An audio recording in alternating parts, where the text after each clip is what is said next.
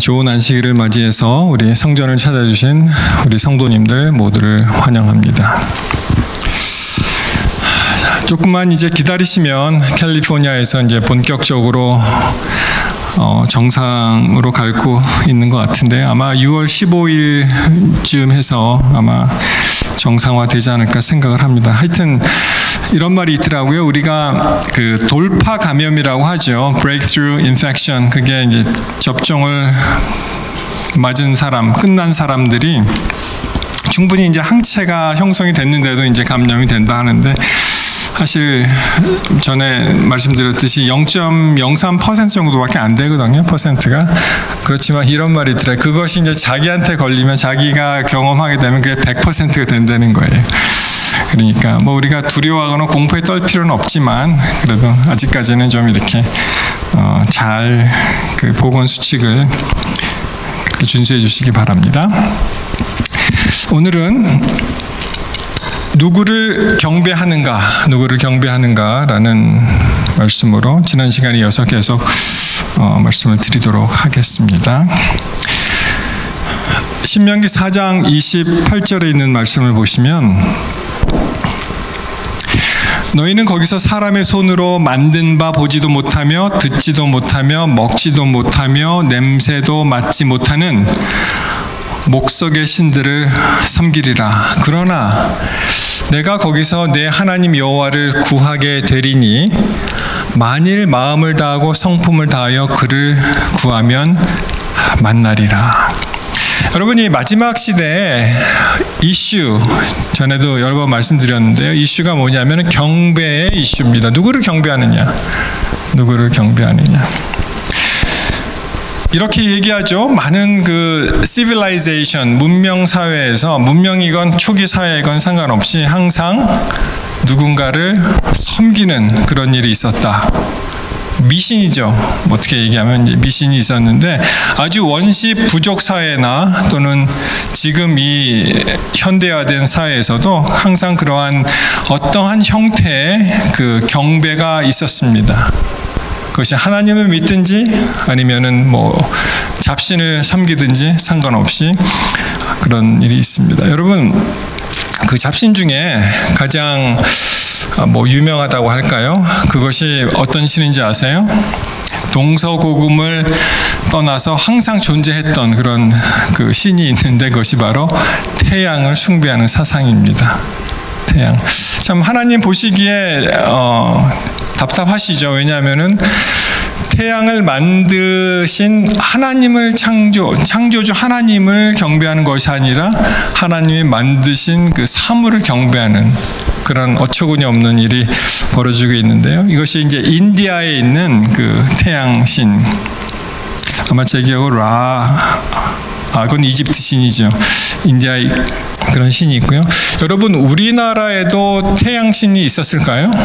여러분 어떻게 태양신 우리나라 사람들도 전통적으로 섬겼나?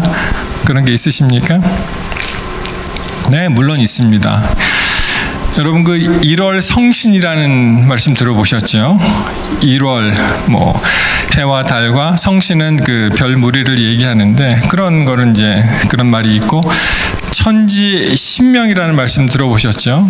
다 태양신하고 이제 관련된 그런 어법입니다. 뭐 전해져 내려오는 그 설화의 그 박혁거세 뭐 알에서 태어났나요? 박혁거세가 알입니까? 기말지가 알입니까? 뭐 하여튼 그것도 이제 태양신과 이제 관련이 있는 그 설화로 내려와 있고요. 일본은 뭐 특별히 이게 이제 아마테라스 오미카미라는 그 일본 고유의 종교인 이 신토의 최고의 신이라고 되어 있는데 이 태양을 상징하는 그런 그림에 이렇게 쫙 이 빛이 비치는 이 아마테라스라는 말 자체가 어떤 말이냐면 하늘에서 빛난다 이런 뜻이래요. 그래서 일본도 이제 그 일본의 국기에서도 알 수 있듯이 이 굉장히 간단하잖아요. 하얀 바탕에 히노마루라 그래서 이제 그게 이제 태양을 형상을 한 것이죠. 자, 여기 보십시오. 이게 그 고대 이집트의 Sun God, 태양신 라라는 그러한 어디 동서고금을 떠나서 여러 가지 형태의 태양신이 존재합니다. 그렇죠? 뭐 여러분 잘 아시는 대로 그 크리스마스도 그것이 태양신의 생일 12월 25일을 해서 그 숭배한다. 그래서 굉장히 우리는 별로 관심을 안 두고 있죠. 연결이 되기 때문에. 자, 우리 다시 한번 그 계시록 13장 1절로 갔습니다. 이게 요한복음이 아니고 요한계시록을 제가 잘못 썼네요. 요한계시록 13장 1절로 다시 한번 가보겠습니다. 우리는 그럼 과연 누구를 섬기는가? 하나님을 섬긴다고 하면서 혹시 다른 신을 섬기지는 않는가? 자, 계시록 13장 1절에 뭐 여러분 많이 보셨죠? 13장, 14장 뭐 굉장히 중요합니다.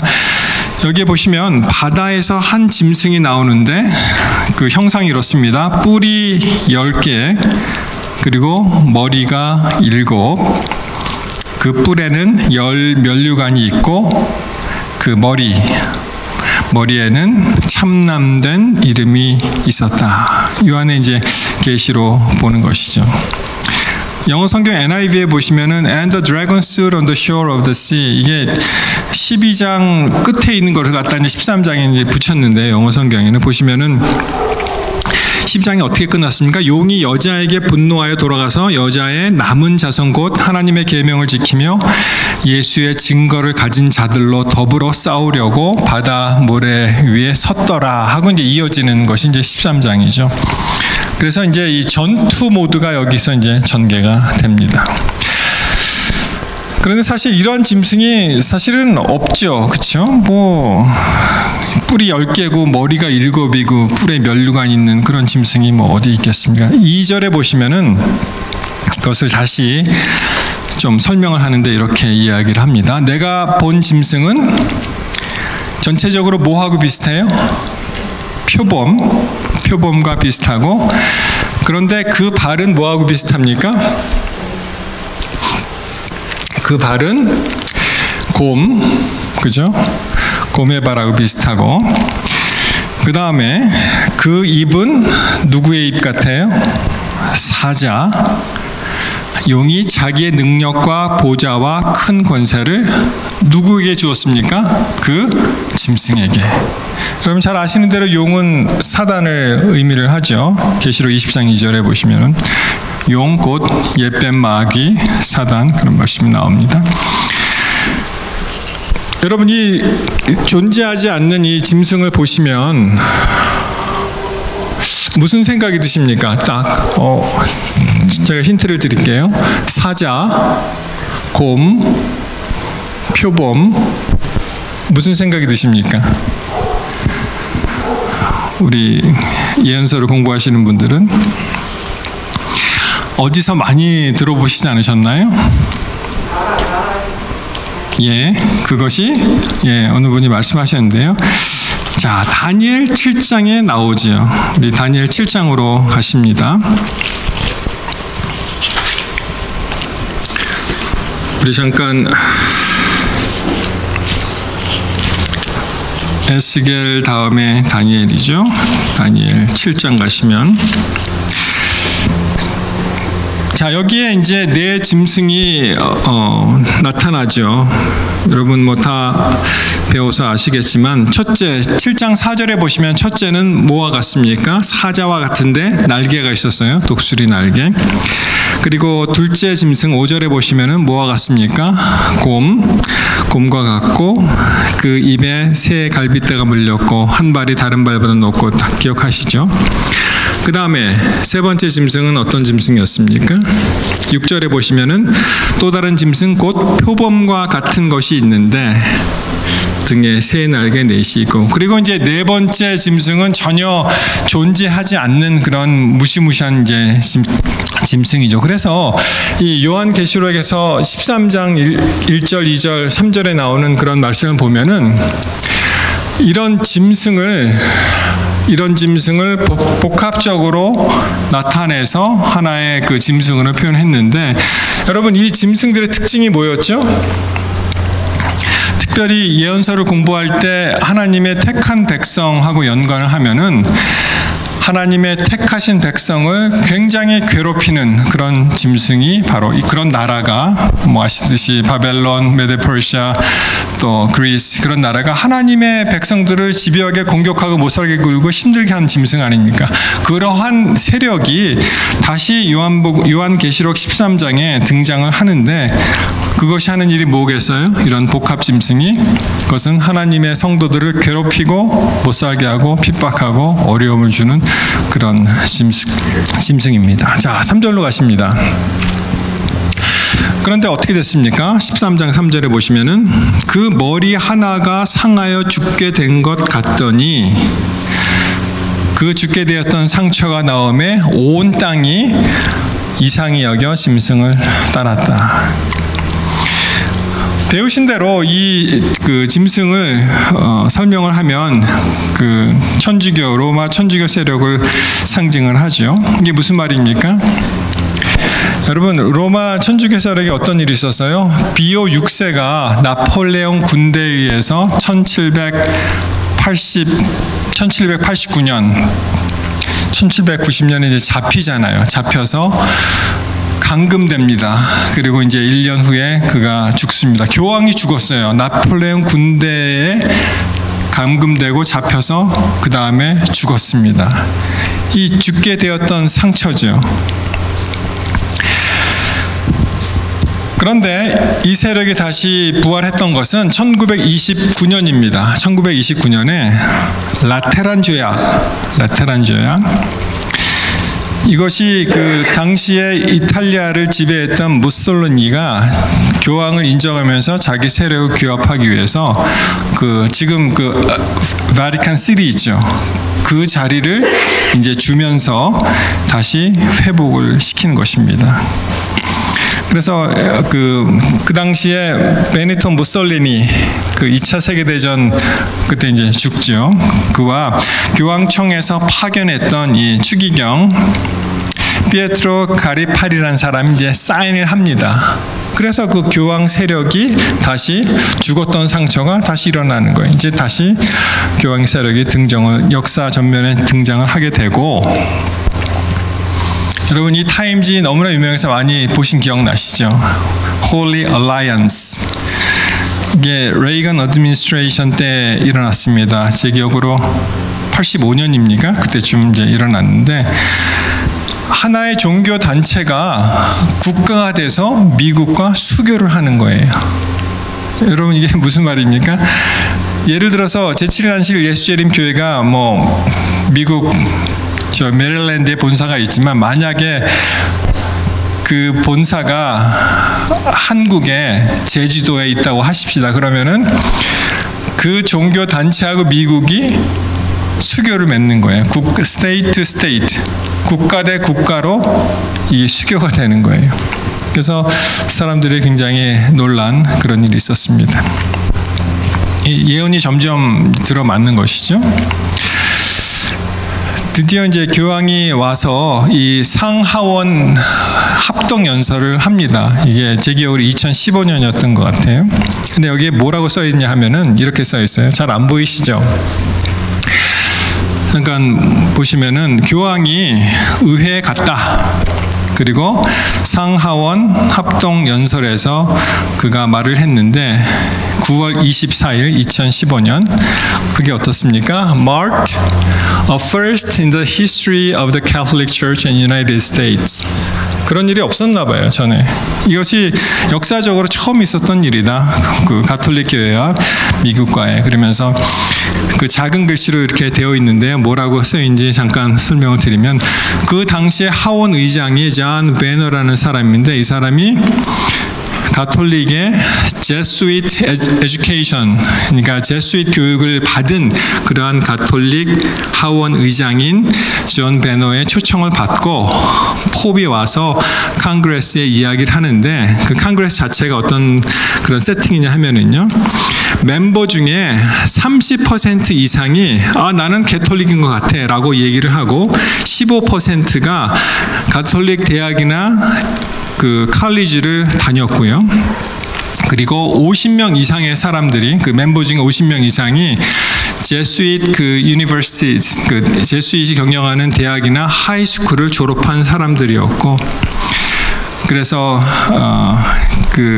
이 의회에 뭐라고 요청을 하냐면은 이 교황이 하는 말이 가난과 또 불의와 이런 데로 marginalize, 소외받은 사람들을, 특별히 그 이주자에게 좀 잘하도록 그렇게 법을 내세우고, climate change, 기후변화, 그리고 노동자들을 위해서 정당하게 대우를 하라. 굉장히 좋은 말로 어떻게 해요? 이제 좋은 것을 추구하면서 그들이 하는 일을 이제 착착 진행해 나가고 있습니다. 그래서 뉴스를 보시면은 교황이 가는 곳 곳곳마다 항상 화제가 되고, 그가 무슨 말을 하는지 일거수일투족을 듣는데, 그 배후에 누가 있다는 거예요? 우리가 살고 있는 미국이 그 일을 도와준다는 것입니다.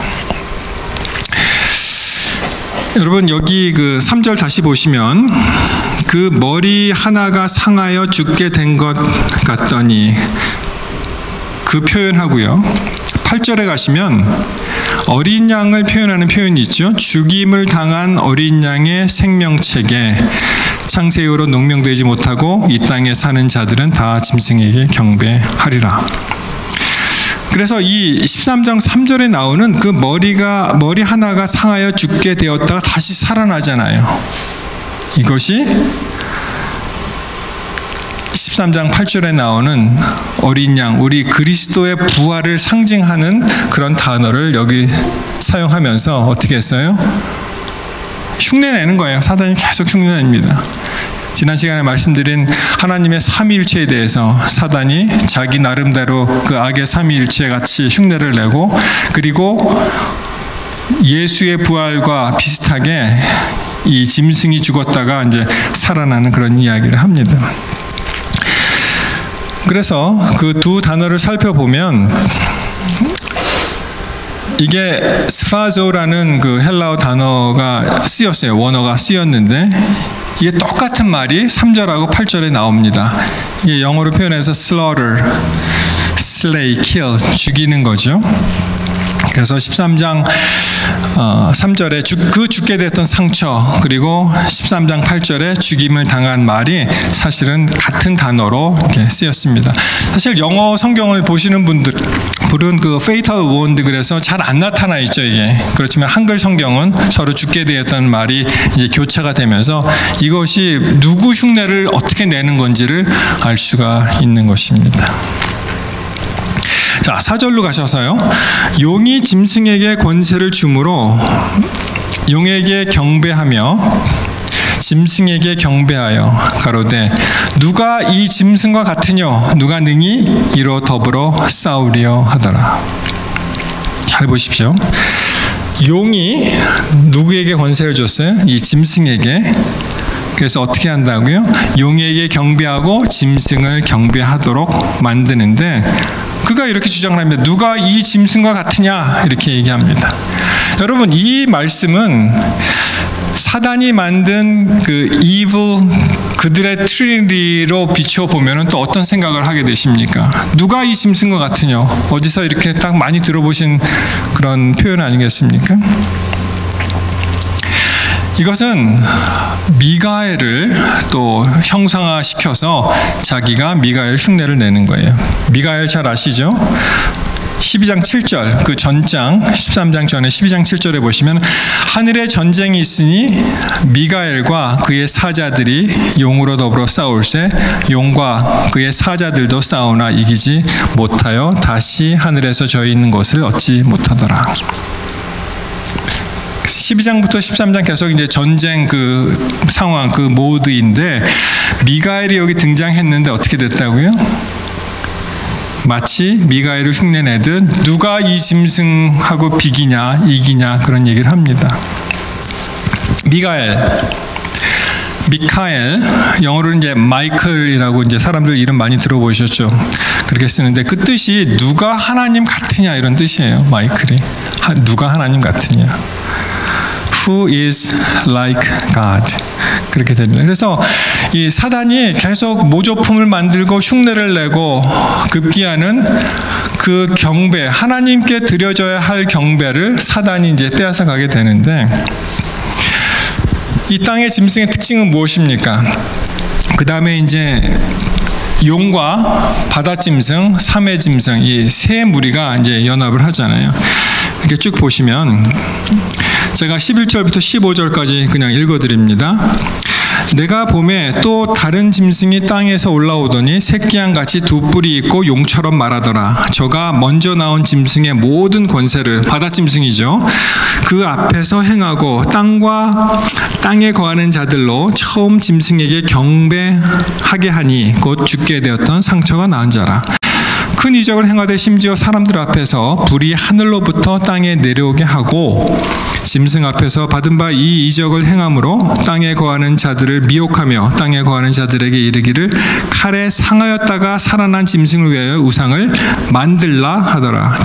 저가 권세를 받아 그 짐승의 우상에게 생기를 주어 그 짐승의 우상으로 말하게 하고 또 짐승의 우상에게 경배하지 아니한 자는 몇이든 다 죽이게 하더라. 요약하면 이렇습니다. 땅에서 나오는 짐승의 특징은 두 뿔이 있어요. 그리고 용처럼 말한다. 어쩌면 상원과 하원으로 나눠져 있잖아요. 미국 의회가. 그들이 법을 제정을 하고 용처럼 말하는 겁니다. 그들의 목표는 뭐냐면은 처음 짐승을 경배하는 것입니다. 바다 짐승을 경배하는 것이고, 심지어는 큰 이적을 행해서 불이 하늘에서도 내려올 정도로 그렇게 경이로운 그런 일들 많이 만들죠. 목적은 어떻게 됩니까? 14절에 처음 짐승을 위하여 우상을 만드는 것입니다. 그리고 더 나아가서 우상을 경배하지 아니하는 사람에게 사형 선고를 그렇게 내리도록 되어 있는데, 여러분 12절을 주목해서 보십시오. 12장 중간에 보시면은 처음 짐승에게 경배하게 하니, 그렇죠? 그리고 15절에 가시면 또 중간 부분에 또 짐승의 우상에게 경배하지 아니하는 자는 몇이든 다 죽이게 하라. 여기서 이제 경배의 이슈가 나오는 것입니다. 여러분 이제 좀 감을 잡으셨죠? 이 사회가, 이 종교가 이 말세에 어떻게 진행이 될지. 여러분 많은 사람들이 이야기합니다. 아니 토요일이면 어떻고 일요일이면 어떠냐? 날짜 하루 차이인데 우리가 다 같은 하나님을 경배하는 것이 아니냐, 그렇게 얘기를 합니다. 우리 다른 개신교회 친구들하고 논쟁을 벌이면, 그런 말씀을 나누면 그들이 안식 기별을 받아들이지 않고 그러한 주장을 합니다. 그런데 여러분, 그들이 과연 누구를 경배하는 것입니까? 영어로 Saturday, Sunday, 뭐 여러 가지 겹치는 글자가 많죠. day도 같고 s로 시작합니다. 글자는 Sunday가 작습니다. 사단은 그가 경배를 받기 위해서 교묘하게 작전을 개시하는데, 그것이 토요일을 허물고 일요일로 그가 바꾸는 것입니다. 저는 이 그림을 참 좋아해요. 누가 만들었는지 보시면은 여기는 세러데이에서 시작되잖아요. 그죠? 끝은 어떻게 끝납니까? 썬데이. 차츰차츰 무너지는 거예요. 그죠? 이 중간에는 이게 알지 못하는 이상한 글자가 되면서 나중에 썬데이로 바꿔가는 것입니다. 왜 이렇게 이 안식일에 대해서 사단은 무지무지하게 공격을 할까요? 우리가 성경으로 돌아가야죠. 어떤 말씀이 있는지. 그래서 성경을 기준으로 우리가 찾아봐야 됩니다. 자, 우리 잘 아시는 말씀, 안식일에 관한 그 계명, 10계명 중에 때와 법을 이야기하는 계명은 넷째 계명밖에 없습니다. 자, 출애굽기 20장 8절 안식일을 기억하여 거룩히 지키라. 엿새 동안은 힘써 내 모든 일을 행할 것이나 제7일은 너의 하나님 여호와의 안식일인즉 너의 하나님 여호와의 안식일인즉 너나 내 아들이나 내 딸이나 내 남종이나 내 여종이나 내 육축이나 내 문 안에 유하는 객이라도 아무 일도 하지 말라. 모든 사람, 자유자, 종, 육축까지 이는 엿새 동안 나 여호와가 하늘과 땅과 바다와 그 가운데 모든 것을 만들고 제7일에 쉬었습니다. 그러므로 나 여호와가 안식일을 복되게 하여 그날을 거룩하게 하였느니라. 하나님께서 지정하신 날은 안식일입니다. 이 날이 예배일인데 사단이 어떻게 했어요? 안식일을 일요일이라는 우상을 세우고 그리고 공격을 하는 것입니다. 여러분 잘 한번 생각해 보십시오. 일요일에 예배일이라고 수많은 사람들이 경배하고 하나님을 찬양하는데 정작 하나님께서는 안식일에 만나자고 말씀을 하십니다. 안식일에 만나는 사람들은 하나님 말씀에 순종하는 거죠. 그런데 갑자기 때와 법을 변경한 사단이 안식일을 폐지하고 일요일에 만나자고 합니다. 겉으로는 하나님을 경배하자고 합니다. 여러분 한번 잘 생각해 보십시오. 누구를 순종하느냐, 누구에게 순종하느냐, 이것이 토요일, 일요일 이슈가 아니에요. 순종의 이슈입니다. 그렇죠? 만약에 사단의 꾀임에 빠져서 안식일을 버리고 일요일에 순종하게 되면은 그것은 바로 사단을 숭배하는 것입니다. 왜냐하면 사단에게 순종했기 때문에 사단을 숭배하는 것이죠. 그래서 토요일, 우리 안식일, 우리가 지킨 안식일을 계속 올라가면은 하나님을 만나고 뵐 수가 있지만 일요일, 그들이 만든 일요일을 계속 타고 올라가면 누구를 만나요? 그 위에 사단이 앉아 있는 것입니다. 여러분 이것이 그냥 날짜 그런 관계가 아니에요. 뭐 토요일은 어떠냐, 일요일은 그런 관계가 아닙니다. 경배 이슈라는 것이죠. 자, 다니엘서 7장 25절 성경에도 예언되어 있죠. 이 일이 일어날 것을 그가 장차 말로 지극히 높으신 자를 대적하며 또 지극히 높으신 자의 성도를 괴롭게 할 것이며 그가 또 때와 법을 변개코자 할 것이며 성도는 그의 손에 붙임 바 되어 한때 두때 반때를 지느리라. 정확하게 예언에서는 말씀하고 계십니다. 앞으로 어떠한 일이 변경될 일이 어떻게 되어 있는지. 그래서 하나님께서 안식일을 기억한다는 말은 뭐예요? 자주 잊을 수 있는 그 일을 방지하고, 그렇죠? 기억하고 안식일을 지키라, 이렇게 말씀하십니다. 여러분, 우리가 그런 얘기를 하면은 이런 그 이야기를 또 많이 듣죠. 뭐냐면은 그렇다면 그 거짓 안식일을 숭배하는데 사단의 숭배라면 왜 하나님께서 이렇게 많은 교회들을 복을 주십니까? 그 말씀 들어보셨죠?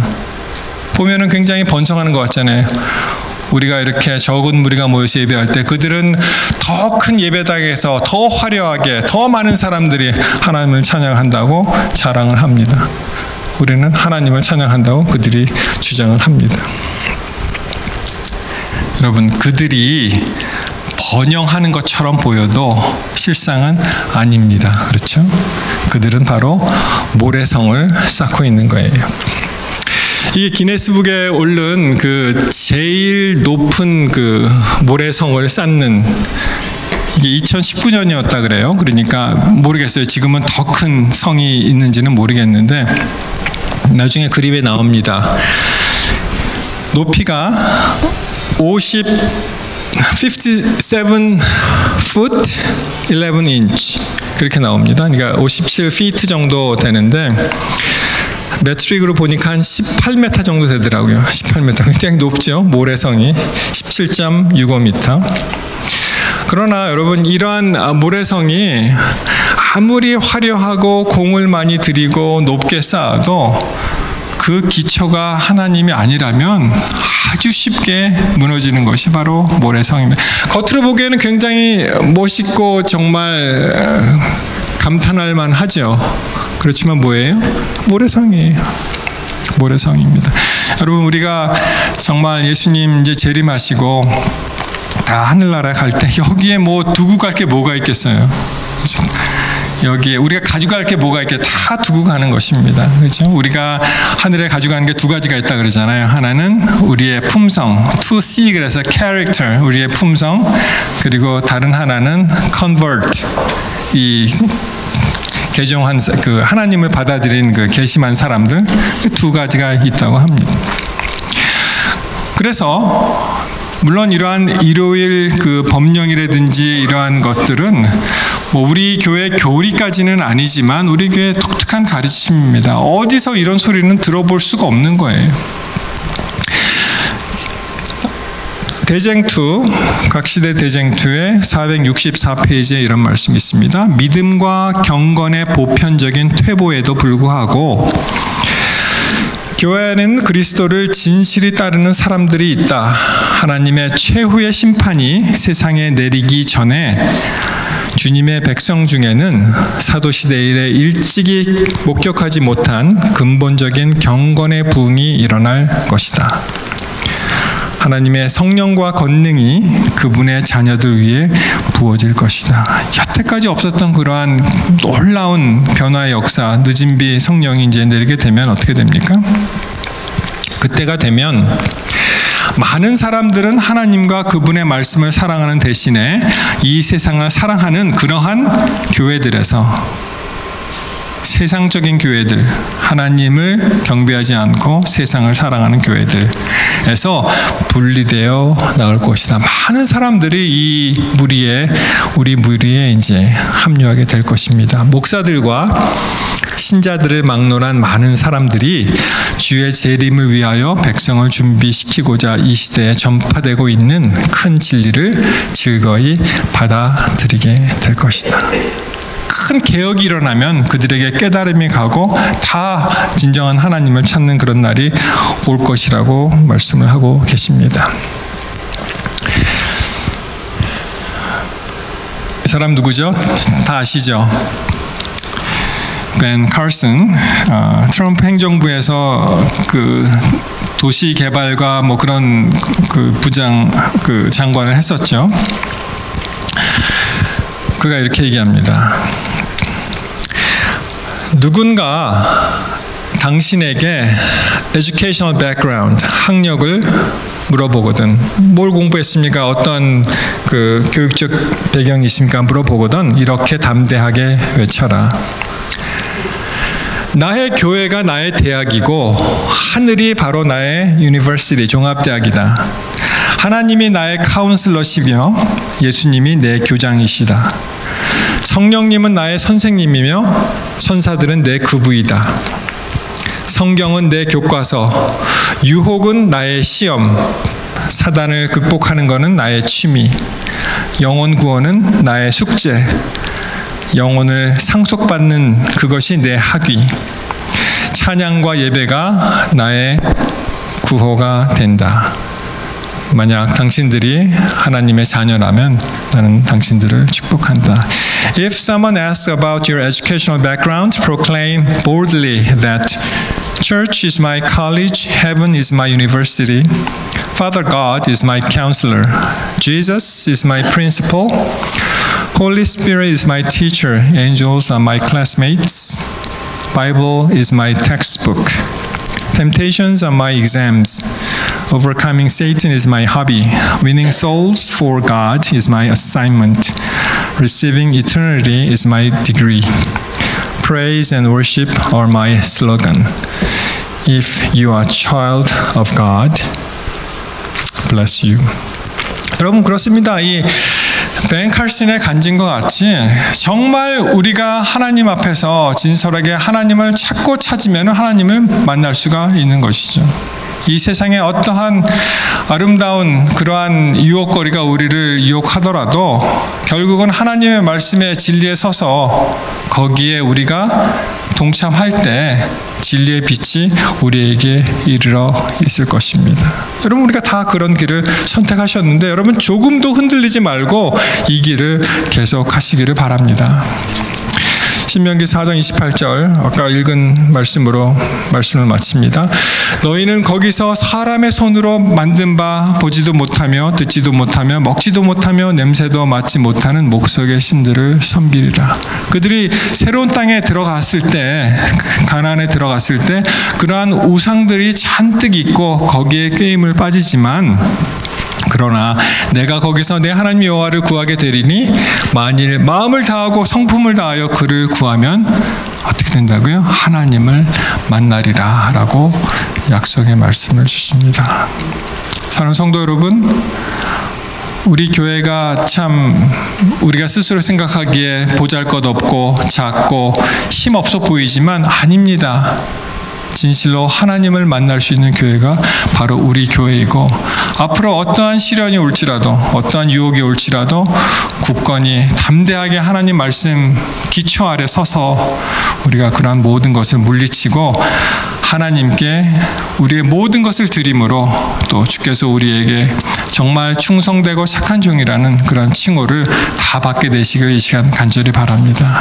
우리가 외롭지 않습니다. 왜냐하면 하나님이 우리와 함께 계시기 때문에 그렇습니다.